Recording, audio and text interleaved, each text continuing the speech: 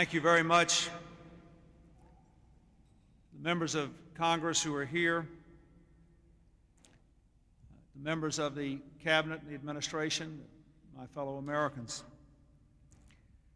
In recent weeks, I have begun a conversation with the American people about our fate and our duty to prepare our nation not only to meet the new century, but to live and lead in a world transformed to a degree seldom seen in all of our history.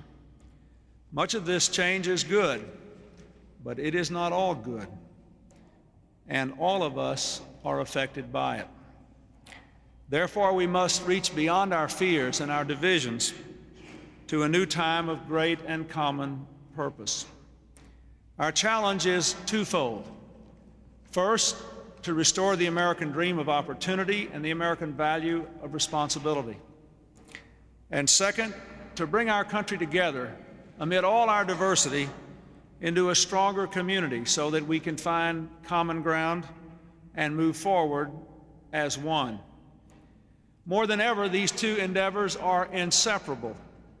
I am absolutely convinced we cannot restore economic opportunity or solve our social problems unless we find a way to bring the American people together.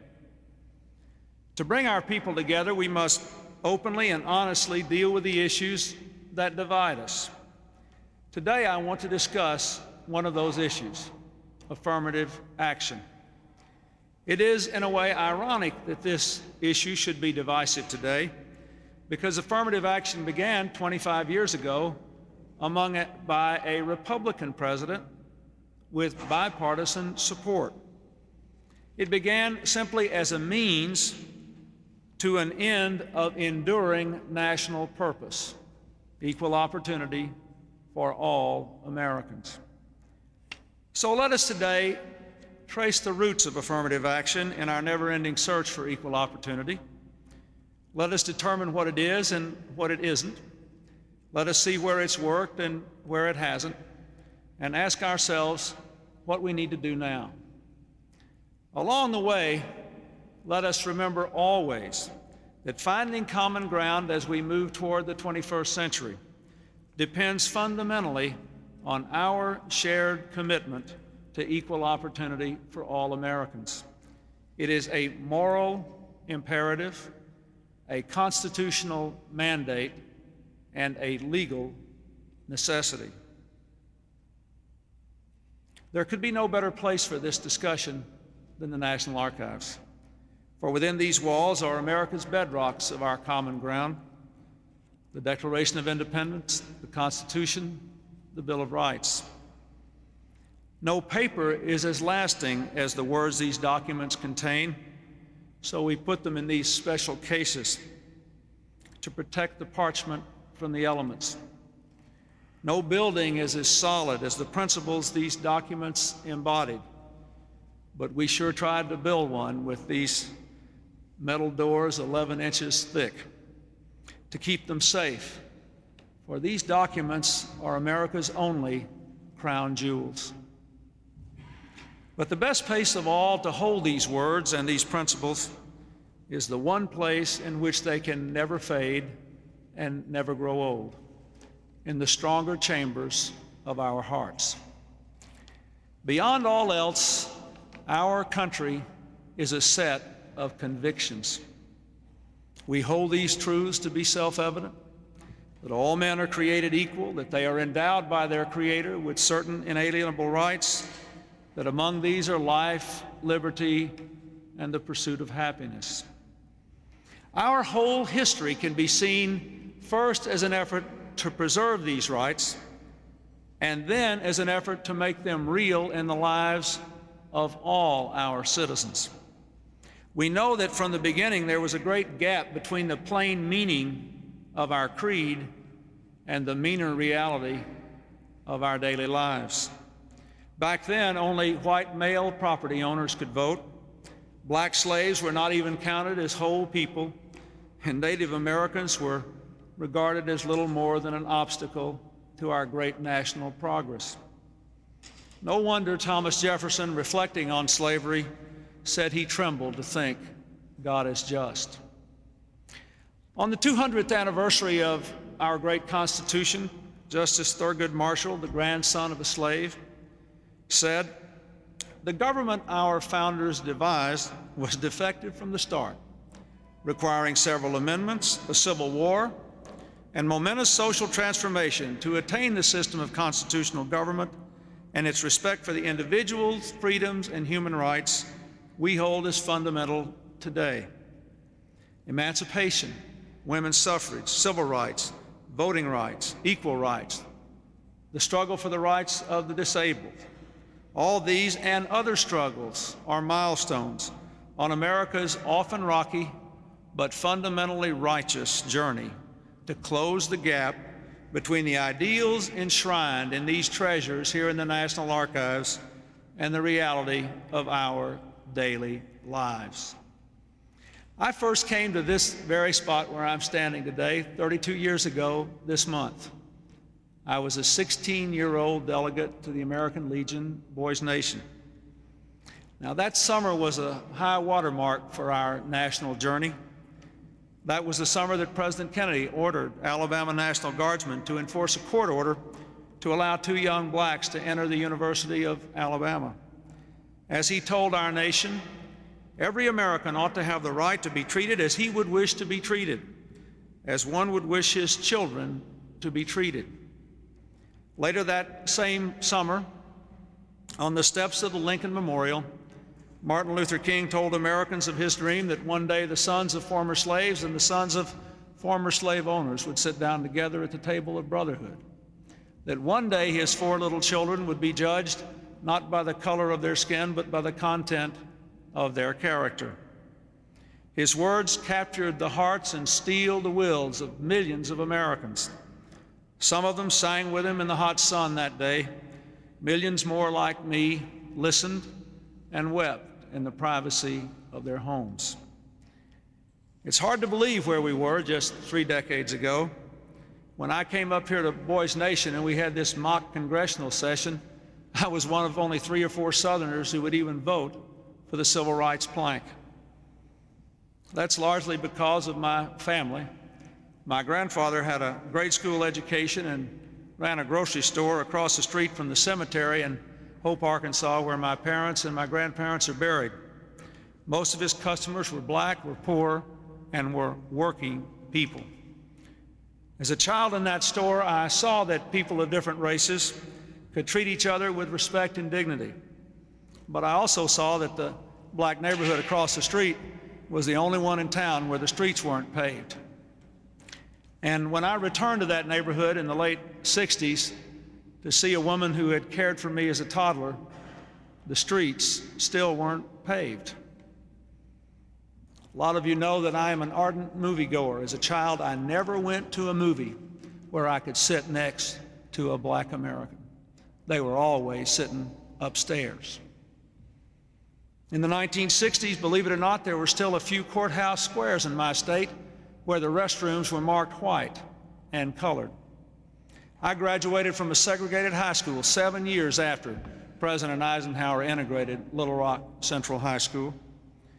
And when President Kennedy barely carried my home state in 1960, the poll tax system was still alive and well there. Even though my grandparents were in a minority, being poor Southern whites who were pro-civil rights, I think most other people knew better than to think the way they did. And those who were smart enough to act differently discovered a lesson that we ought to remember today. Discrimination is not just morally wrong, it hurts everybody. In 1960, Atlanta, Georgia, in reaction to all the things that were going on all across the South, adopted the motto, "The city too busy to hate." And however imperfectly over the years, they tried to live by it. I am convinced that Atlanta's success, it now is home to more foreign corporations than any other American city, and 1 year from today, it will begin to host the Olympics, that success all began when people got too busy to hate. The lesson we learned was a hard one. When we allow people to pit us against one another or spend energy denying opportunity based on our differences, everyone is held back. But when we give all Americans a chance to develop and use their talents to be full partners in our common enterprise, then everybody is pushed forward. My experiences with discrimination are rooted in the South and in the legacy slavery left. I also lived with a working mother and a working grandmother when women's work was far rarer and far more circumscribed than it is today. But we all know there are millions of other stories, those of Hispanics, Asian Americans, Native Americans, people with disabilities, others against whom fingers have been pointed. Many of you have your own stories, and that's why you're here today. People who were denied the right to develop and to use their full human potential. And their progress, too, is a part of our journey to make the reality of America consistent with the principles just behind me here. 30 years ago in this city, you didn't see many people of color or women making their way to work in the morning in business clothes, or serving in substantial numbers in powerful positions in Congress or at the White House, or making executive decisions every day in businesses. In fact, even the employment want ads were divided, men on one side and women on the other. It was extraordinary then to see women or people of color as television news anchors, or believe it or not, even in college sports.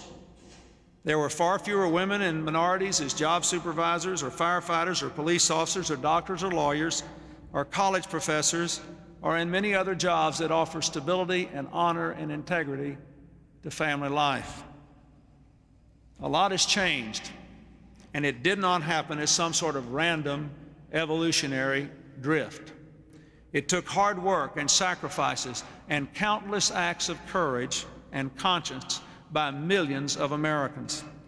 It took the political courage and statesmanship of Democrats and Republicans alike, the vigilance and compassion of courts and advocates in and out of government, committed to the Constitution and to equal protection and equal opportunity.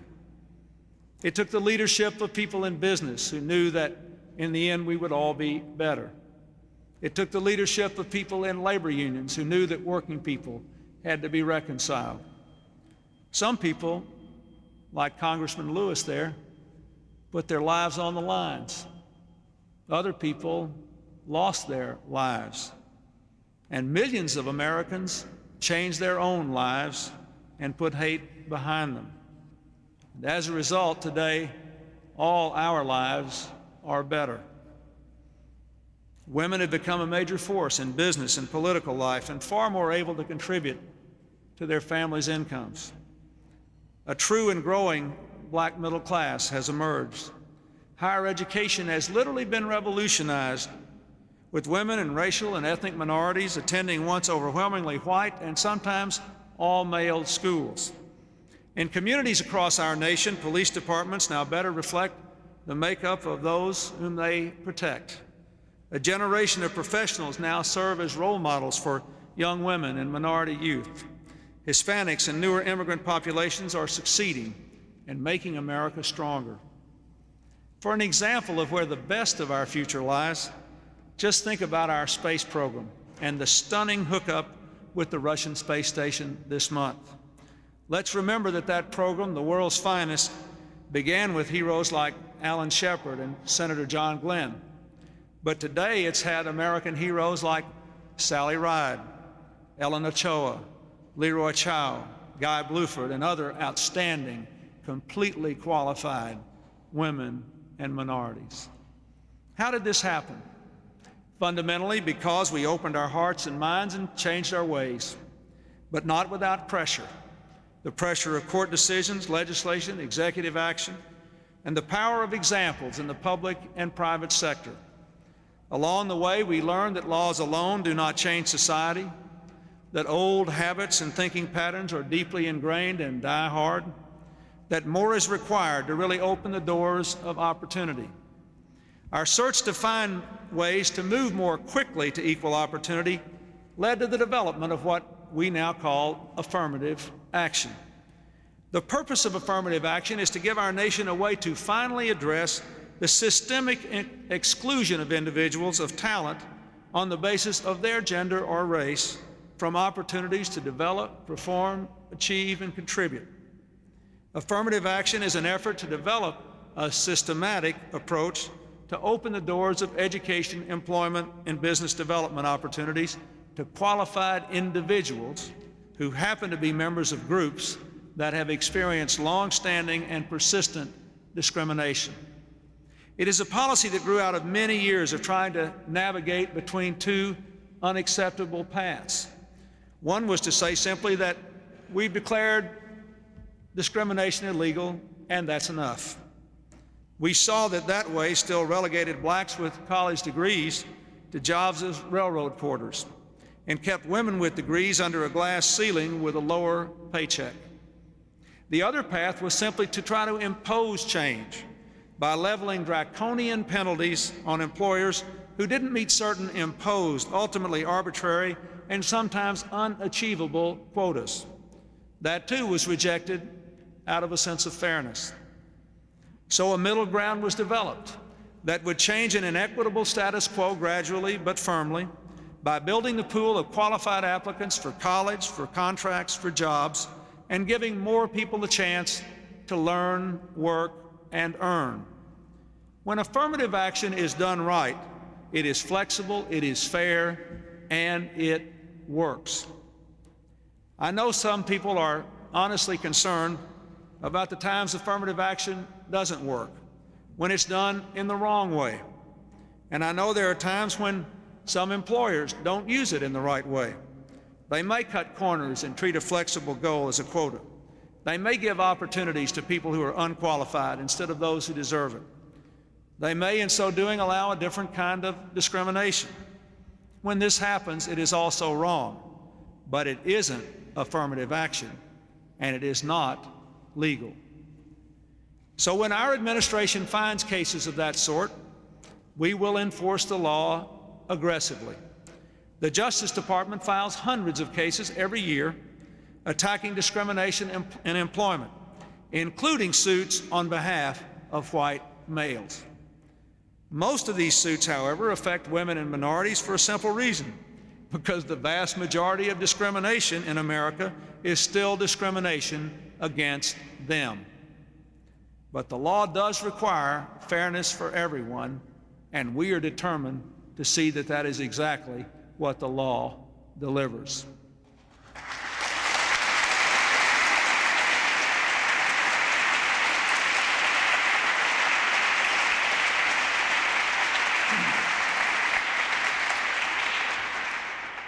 Let me be clear about what affirmative action must not mean and what I won't allow it to be.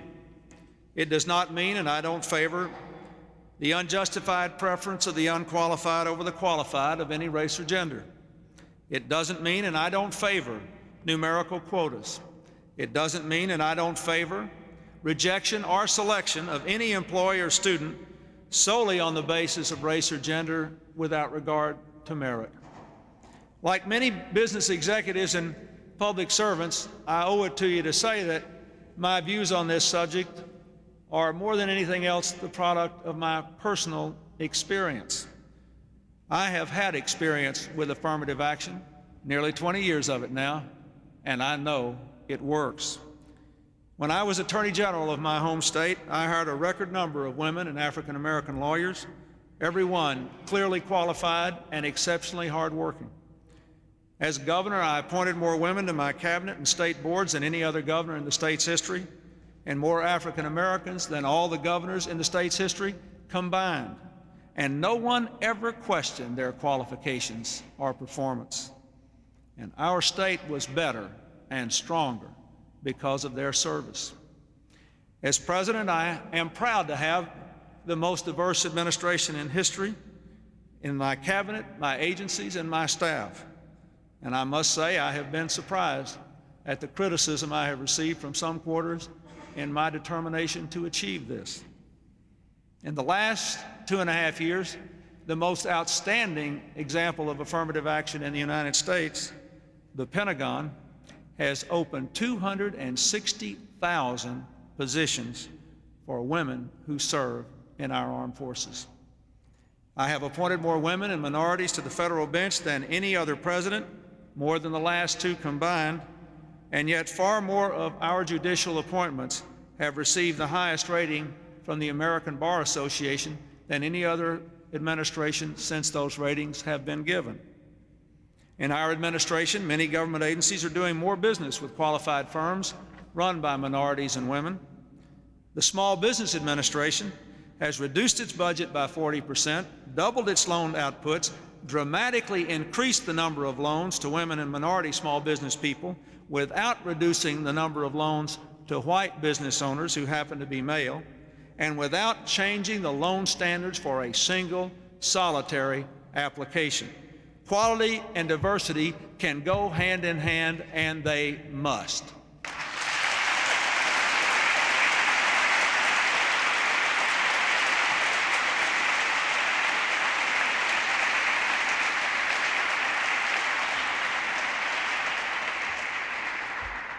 Let me say that affirmative action has also done more than just open the doors of opportunity to individual Americans. Most economists who studied it agree that affirmative action has also been an important part of closing gaps in economic opportunity in our society, thereby strengthening the entire economy. A group of distinguished business leaders told me just a couple of days ago that their companies are stronger and their profits are larger because of the diversity and the excellence of their workforces, achieved through intelligent and fair affirmative action programs. And they said, we have gone far beyond anything the government might require us to do, because managing diversity and individual opportunity and being fair to everybody is the key to our future economic success in the global marketplace. Now, there are those who say, my fellow Americans, that even good affirmative action programs are no longer needed, that it should be enough to resort to the courts or to the Equal Employment Opportunity Commission in cases of actual provable individual discrimination, because there is no longer any systematic discrimination in our society. In deciding how to answer that, let us consider the facts. The unemployment rate for African Americans remains about twice that of whites. The Hispanic rate is still much higher. Women have narrowed the earnings gap, but still make only 72% as much as men do for comparable jobs. The average income for an Hispanic woman with a college degree is still less than the average income of a white man with a high school diploma.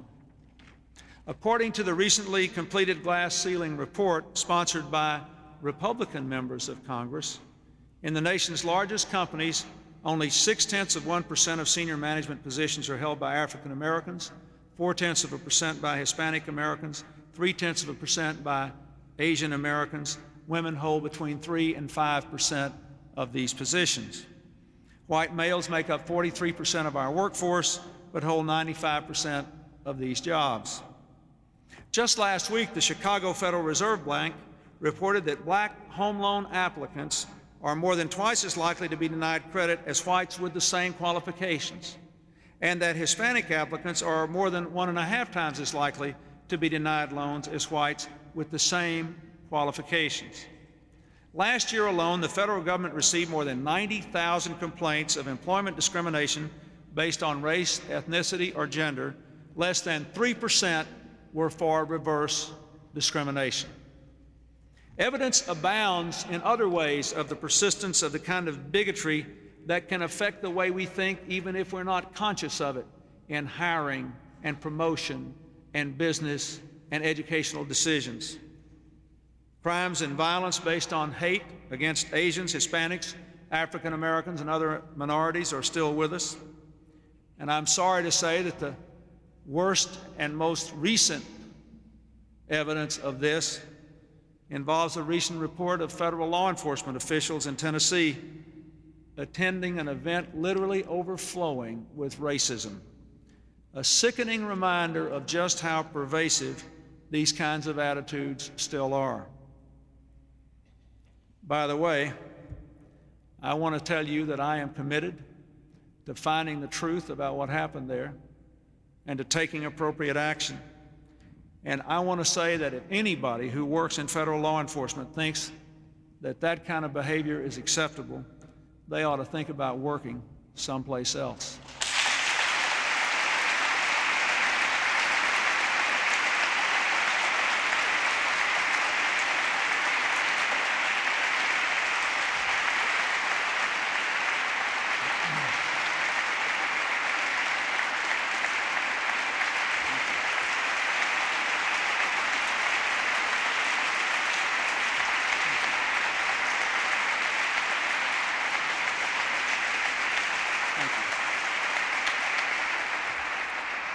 Now let's get to the other side of the argument. If affirmative action has worked, and if there is evidence that discrimination still exists on a wide scale in ways that are conscious and unconscious, then why should we get rid of it, as many people are urging? Some question the effectiveness or the fairness of particular affirmative action programs. I say to all of you, those are fair questions, and they prompted the review of our affirmative action programs, about which I will talk in a few moments. Some question the fundamental purpose of the effort. There are people who honestly believe that affirmative action always amounts to group preferences over individual merit, that affirmative action always leads to reverse discrimination, that ultimately, therefore, it demeans those who benefit from it and discriminates against those who are not helped by it. I just have to tell you that all of you have to decide how you feel about that. And all of our fellow countrymen and women have to decide as well. But I believe if there are no quotas, if we give no opportunities to unqualified people, if we have no reverse discrimination, and if, when the problem ends, the program ends, that criticism is wrong. That's what I believe. But we should have this debate and everyone can ask the question.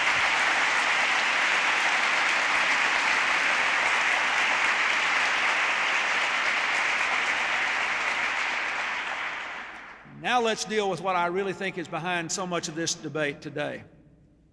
There are a lot of people who oppose affirmative action today who supported it for a very long time.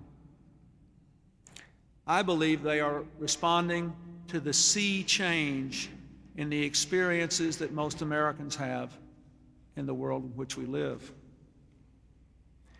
If you say now you're against affirmative action because the government is using its power or the private sector is using its power to help minorities at the expense of the majority, that gives you a way of explaining away the economic distress that a majority of Americans honestly feel. It gives you a way of turning their resentment against the minorities or against a particular government program instead of having an honest debate about how we all got into the fix we're in and what we're all going to do together to get out of it. That explanation, the affirmative action explanation for the fix we're in, is just wrong. It is just wrong. Affirmative action did not cause the great economic problems of the American middle class.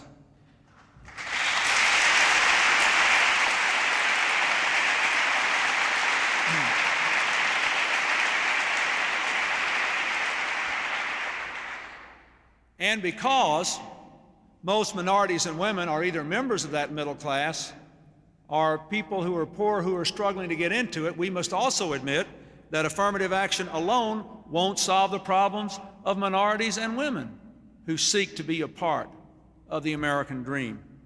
To do that, we have to have an economic strategy that reverses the decline in wages and the growth of poverty among working people. Without that, women, minorities, and white males will all be in trouble in the future. But it is wrong to use the anxieties of the middle class to divert the American people from the real causes of their economic distress. The sweeping historic changes taking all the globe in its path, and the specific policies or lack of them in our own country, which have aggravated those challenges. It is simply wrong to play politics with the issue of affirmative action and divide our country at a time when, if we're going to really change things, we have to be united.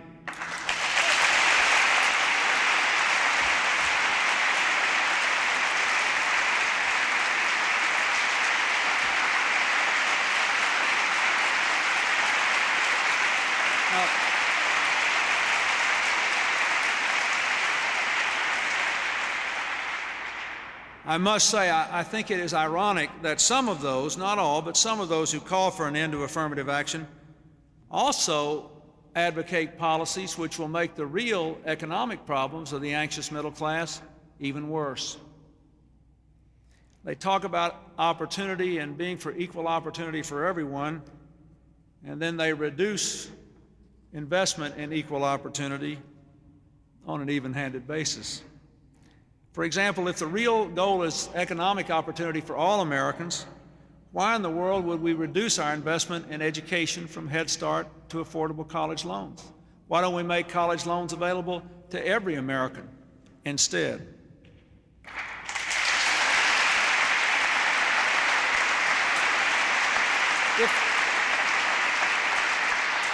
If the real goal is empowering all middle-class Americans and empowering poor people to work their way into the middle class without regard to race or gender, why in the world would the people who advocate that turn around and raise taxes on our poorest working families, or reduce the money available for education and training when they lose their jobs or they're living on poverty wages, or increase the cost of housing for lower income working people with children?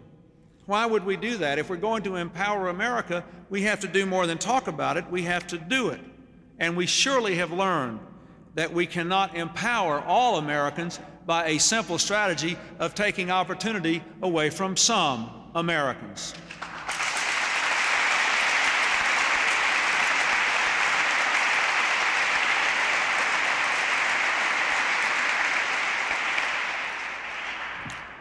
So to those who use this as a political strategy to divide us, we must say no. We must say no.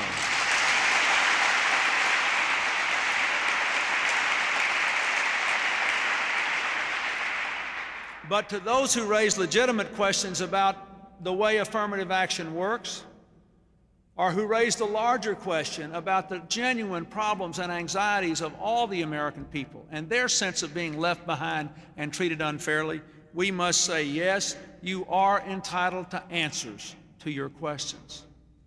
We must say yes to that. Now, that's why I ordered this review of all of our affirmative action programs, a review designed to look at the facts, not the politics, of affirmative action. This review concluded that affirmative action remains a useful tool for widening economic and educational opportunity.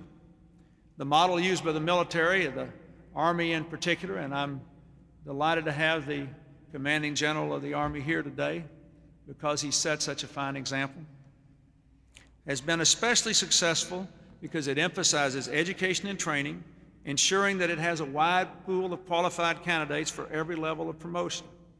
That approach has given us the most racially diverse and best qualified military in our history. There are more opportunities for women and minorities there than ever before. And now there are over 50 generals and admirals who are Hispanic, Asian, or African Americans. We found that the Education Department had programs targeted on underrepresented minorities that do a great deal of good with the tiniest of investments. We found that these programs comprised 40 cents of every $1,000 in the Education Department's budget. Now, college presidents will tell you that the education their schools offer actually benefit from diversity. College is where young people get the education and make the personal and professional contacts that will shape their lives. If their colleges look like the world they're going to live and work in, and they learn from all different kinds of people things that they can't learn in books, our systems of higher education are stronger. Still, I believe every child needs the chance to go to college. Every child. That means every child has to have a chance to get affordable and repayable college loans, Pell Grants for poor kids, and a chance to do things like join AmeriCorps and work their way through school. Every child is entitled to that. That is not an argument against affirmative action. It's an argument for more opportunity for more Americans until everyone is reached.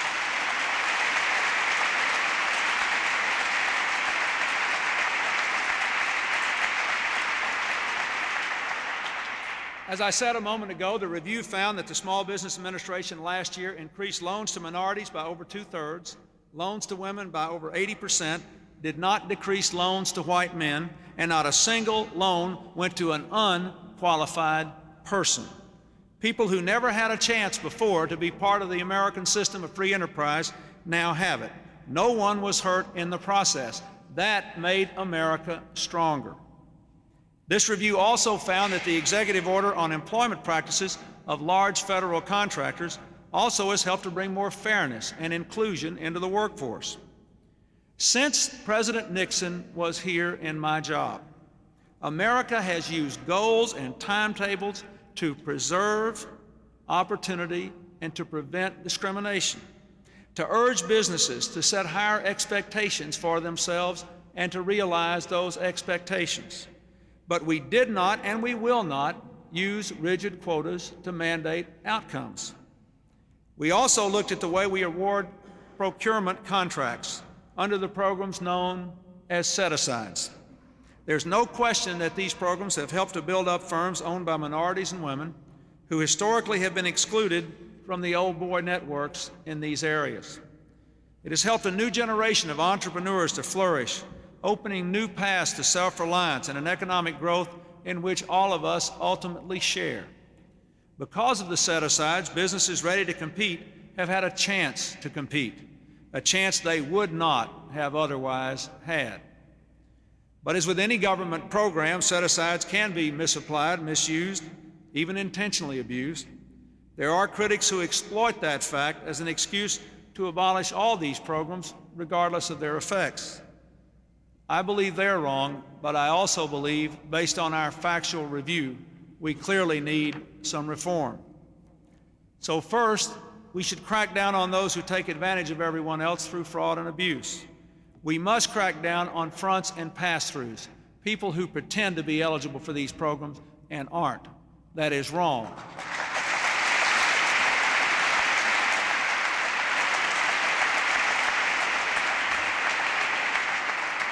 We also, in offering new businesses a leg up, must make sure that the set-asides go to businesses that need them most. We must really look and make sure that our standard for eligibility is fair and defensible.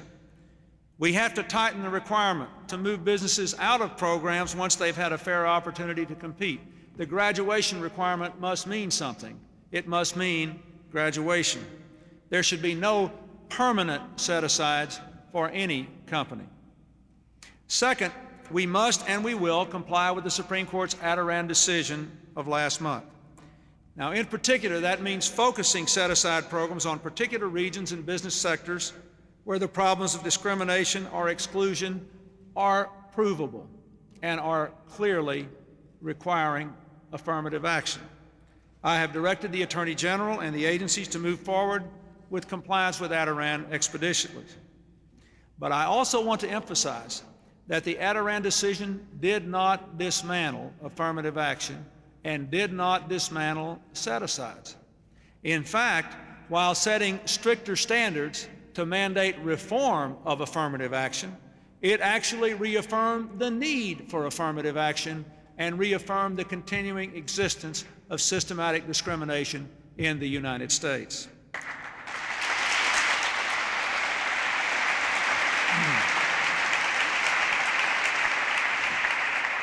What the Supreme Court ordered the federal government to do was to meet the same more rigorous standard for affirmative action programs that state and local governments were ordered to meet several years ago. And the best set-aside programs under that standard have been challenged and have survived. Third, beyond discrimination, we need to do more to help disadvantaged people in distressed communities, no matter what their race or gender. There are places in our country where the free enterprise system simply doesn't reach. It simply isn't working to provide jobs and opportunities. Disproportionately, these areas in urban and rural America are highly populated by racial minorities, but not entirely. To make this initiative work, I believe the government must become a better partner for people in places in urban and rural America that are caught in a cycle of poverty. And I believe we have to find ways to get the private sector to assume their rightful role as a driver of economic growth. It has always amazed me that we have given incentives to our business people to help to develop poor economies in other parts of the world, our neighbors in the Caribbean, our neighbors in other parts of the world. I have supported this when not subject to their own abuses. But we ignore the biggest source of economic growth available to the American economy, the poor economies isolated within the United States of America.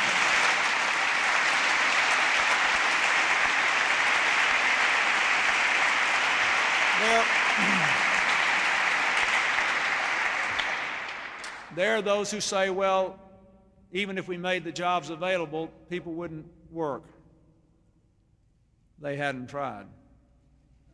Most of people in disadvantaged communities work today, and most of them who don't work have a very strong desire to do so. In Central Harlem, 14 people apply for every single minimum wage job opening. Think how many more would apply if there were good jobs with a good future. Our job has to connect disadvantaged people and disadvantaged communities to economic opportunity so that everybody who wants to work can do so. We've been working at this through our empowerment zones and community development banks, through the initiatives of Secretary Cisneros at the Housing and Urban Development Department, and many other things that we have tried to do to put capital where it is needed. And now I have asked Vice President Gore to develop a proposal to use our contracting to support businesses that locate themselves in these distressed areas or hire a large percentage of their workers from these areas, not to supplement what we're doing in affirmative action, not to substitute for it, but to supplement it, to go beyond it, to do something that will help to deal with the economic crisis of America. We want to make our procurement system more responsive to people in these areas who need help. My fellow Americans, affirmative action has to be made consistent with our highest ideals of personal responsibility and merit, and our urgent need to find common ground, and to prepare all Americans to compete in the global economy of the next century. Today, I am directing all our agencies to comply with the Supreme Court's Adirondack decision and also to apply the 4 standards of fairness to all our affirmative action programs that I have already articulated. No quotas in theory or practice, no illegal discrimination of any kind, including reverse discrimination, no preference for people who are not qualified for any job or other opportunity, and as soon as a program has succeeded, it must be retired. Any program that doesn't meet these 4 principles must be eliminated or reformed to meet them. But let me be clear. Affirmative action has been good for America.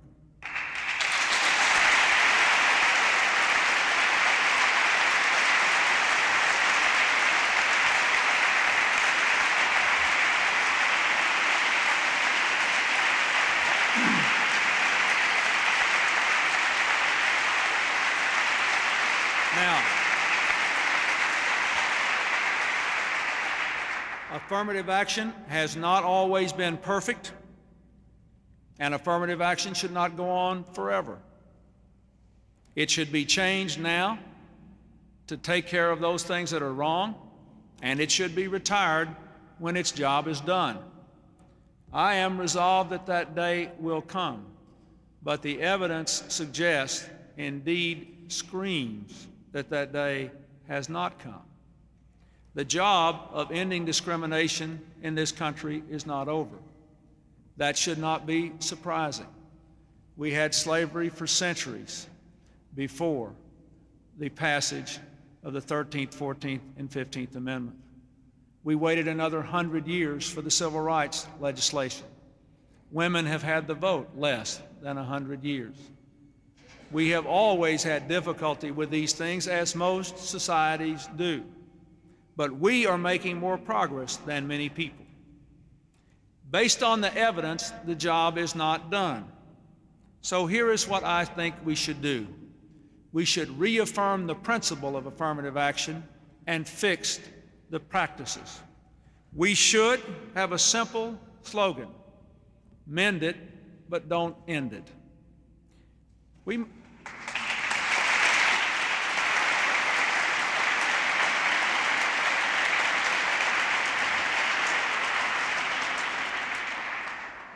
Let me ask all Americans, whether they agree or disagree with what I have said today, to see this issue in the larger context of our times.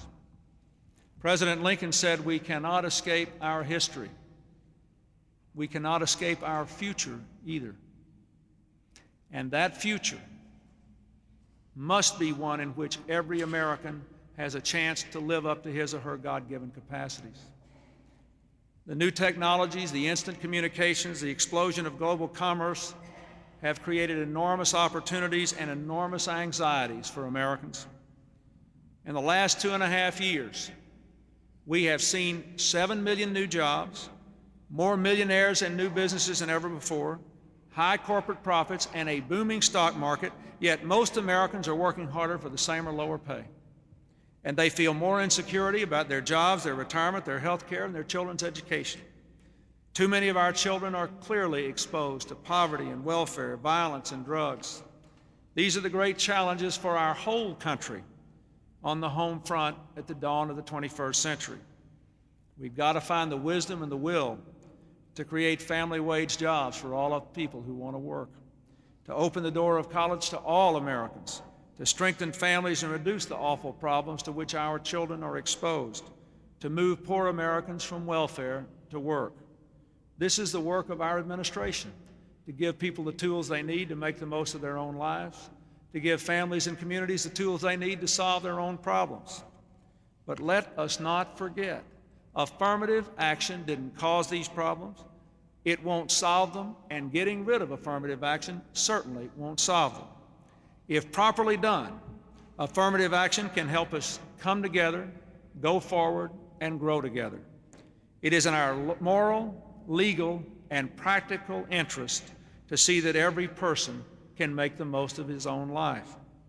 In the fight for the future, we need all hands on deck, and some of those hands still need a helping hand. In our national community, we're all different, we're all the same. We want liberty and freedom, we want the embrace of family and community. We want to make the most of our own lives, and we're determined to give our children a better one. Today, there are voices of division who would say, forget all that. Don't you dare. Remember, we're still closing the gap between our founders' ideals and our reality. But every step along the way has made us richer, stronger, and better. And the best is yet to come. Thank you very much, and God bless you.